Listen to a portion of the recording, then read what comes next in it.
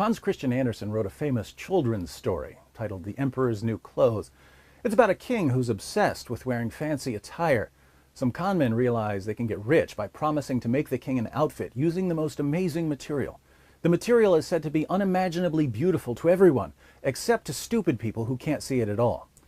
The con men pretend to weave the fabric, even though they're only weaving a lie. They understand that people don't want to be called stupid and that people will pretend to see the fabric even when there's nothing there, simply to avoid being called stupid. So the king's officials and the king himself praise the non-existent new garb. It's so beautiful! It's marvelous! I've never seen anything like it! The con men eventually make off like bandits as the king parades himself through the town, stark raving naked. These con men in Andersen's story apparently took a page from Muhammad's playbook, although they seem like mere amateurs when compared with the Prophet of Islam.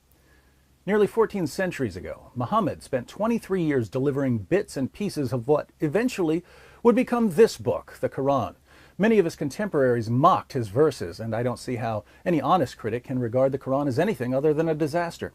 The British philosopher of religion, Anthony Flew, said that to read the Quran is a penance rather than a pleasure. And yet, the Quran is praised by 1.6 billion Muslims as the most spectacular and breathtaking book in the world. How did this happen? To find out, let's read two verses of the Quran, chapter 33, verse 36. It is not for a believer, man or woman, when Allah and His Messenger have decreed a matter, that they should have any option in their decision. And whoever disobeys Allah and His Messenger, he has indeed strayed into a plain error. Notice, once a decision has been made by Allah and Muhammad, a true believer's only option is obedience, which means that if you don't obey, or if you even think you've got other options, you're not a true believer.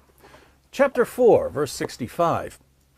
But know, by your Lord, they can have no faith until they make you, O Muhammad, judge in all disputes between them and find in themselves no resistance against your decisions and accept them with full submission. Muslims can have no real faith until they find in themselves no resistance against Muhammad's decisions. If you have any resistance at all to what Muhammad says, you're not a real Muslim. Why is this important? Well, if you've recited the Shahada, but you turn out not to be a Muslim because you don't obey Allah or because you doubt Muhammad's commands, the penalty for apostasy is death. Sunan an-Nasai 4069.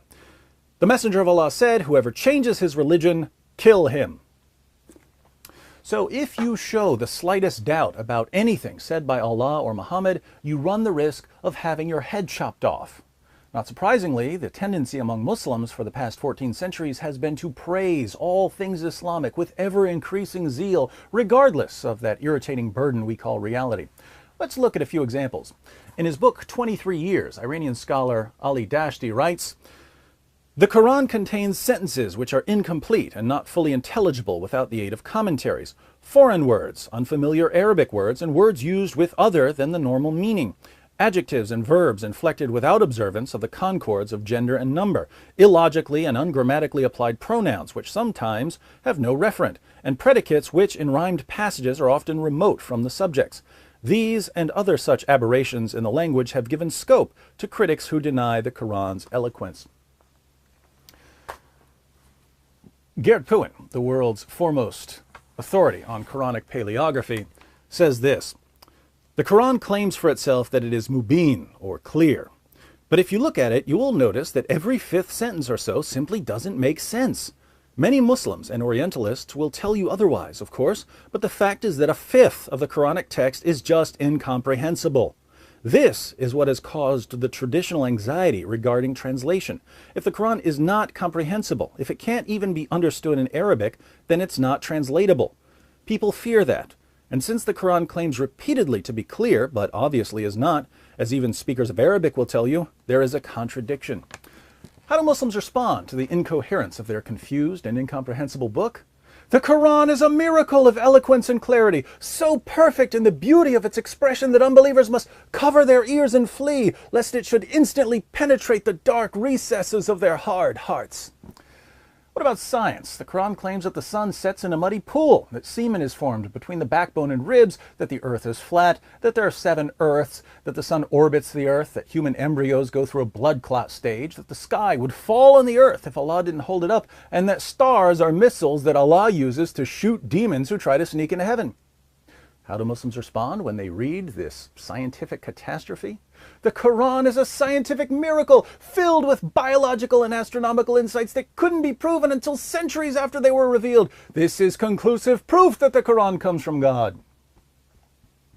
What about ethics? The Quran commands Muslims to violently subjugate Jews and Christians and to kill other non-Muslims. It tells Muslim men that it's okay to beat their rebellious wives into submission and to rape their female captives and slaves and to have sex with prepubescent girls. The Quran advocates dismembering people and crucifying them. And since the Quran calls Muhammad the pattern of conduct for Muslims, we have to add torturing people for money to the list because Muhammad tortured people for money. How do Muslims respond when they read the book that's caused more violence and oppression than any other book in history?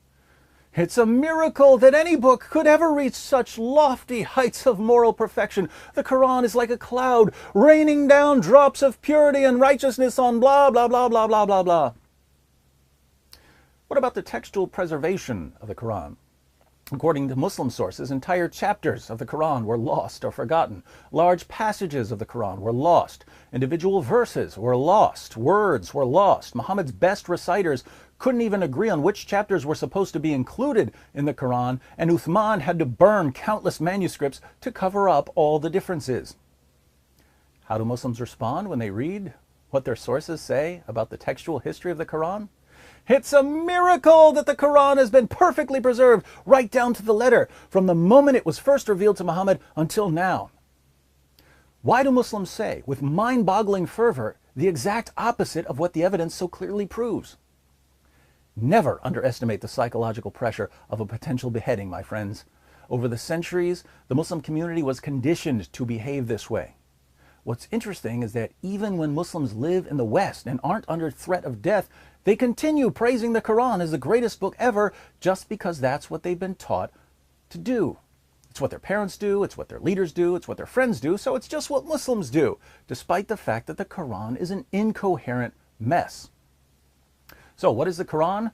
The Quran is a book that fails miserably in every possible way, but which makes up for its numerous blunders and shortcomings with threats and intimidation.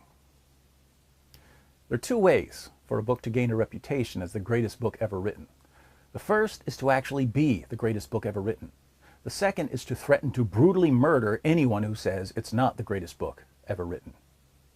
Islam, as it always does, takes the path of violence. Why? Because it works. Just ask any of the world's 1.6 billion Muslims what they think about the Quran, and you'll see how effective Muhammad's methods were. At the end of The Emperor's New Clothes, as the king struts naked through the city, reveling in the praises of a population that pretends to see his beautiful clothes, there's one young boy who doesn't fall for the ruse. The boy yells, "Look, he's got no clothes!" That's when the crowd starts to realize that they've been deceived. You Muslims who are watching this, you've been deceived. That doesn't mean you have to stay that way.